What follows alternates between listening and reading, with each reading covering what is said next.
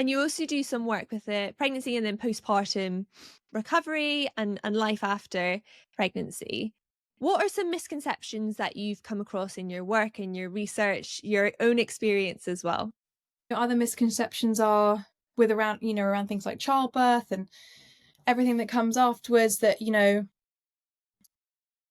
I don't know if it's a misconception, but, I see a lot of like elective C-section or assumption that whatever way the baby comes out is fine and we should be able to decide that. But actually, the best birth for your child is a vaginal birth.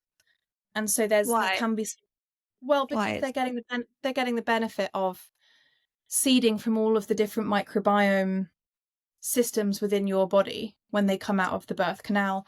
They're having the right compression of their skull as they come out. When we look at the research with things like incidence of even like autoimmune conditions or allergy, atopic conditions, mode of delivery and breastfeeding are like the two biggest factors with regards to that.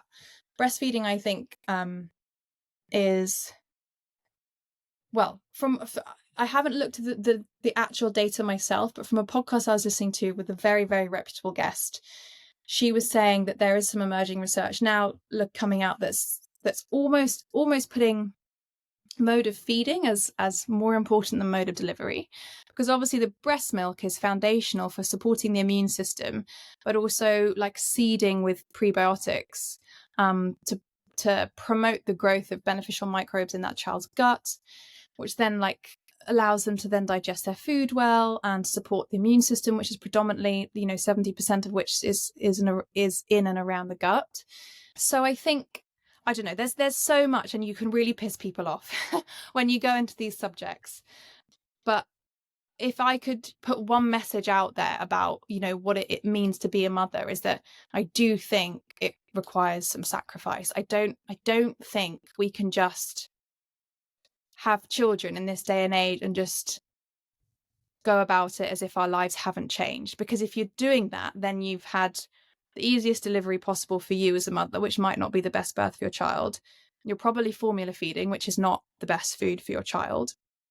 And I feel quite strongly that, that we need better education around things like breast milk, and we need better education around how different births affect children in their later life. For example, obviously an emergency C-section is very different. Really heard that.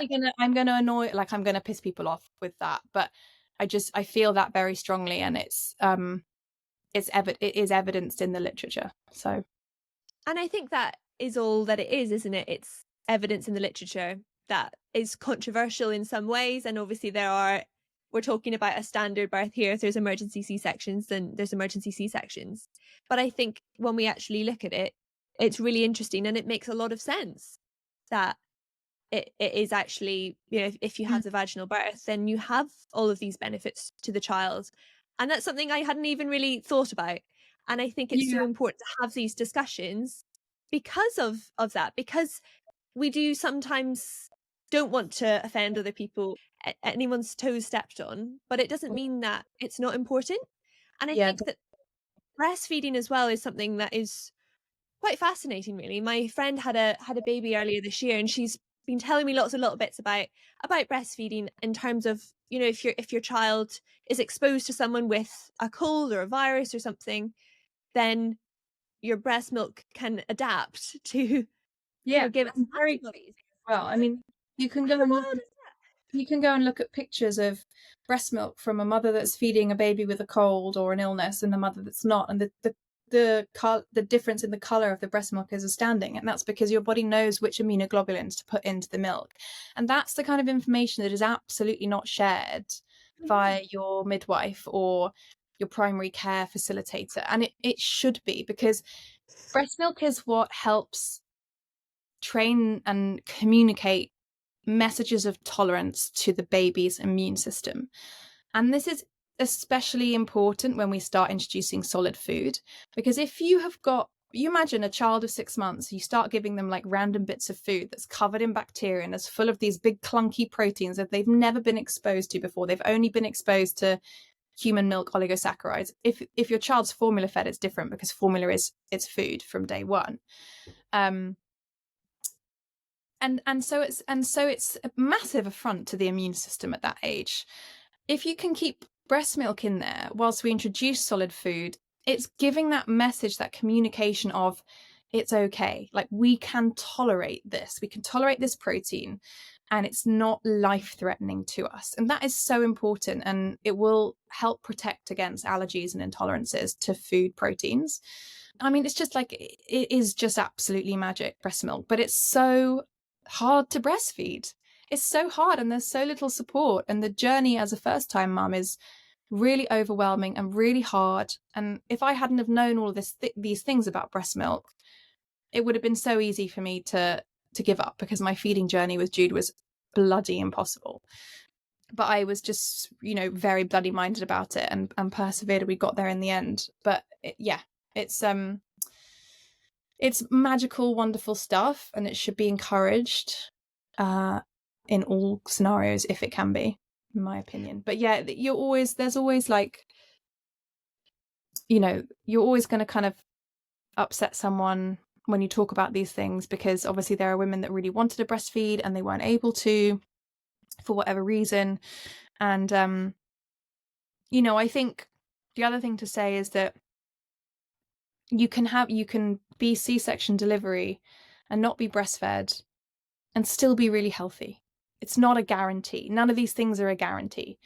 I was born vaginally. I was breastfed until I was 2, and I've had all the chronic health issues, under the sun. And part of that actually is this idea of, as mothers, we do pass on our microbiome. And, I hope my mum won't mind me saying this, but like, she didn't pass on the best.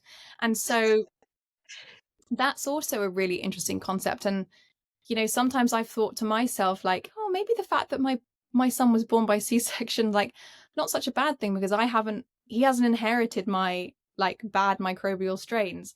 And I've recently started doing there's a new infant baby stool test run by Tiny Health that's come onto the market for functional medicine practitioners, nutritional therapists, those that can order functional tests. And I ran this on my son, and I was so thrilled to see that there was no kind of imprint of C-section. There was no, his microbiome maturation was at the same level as a child that was, the sort of healthy controls.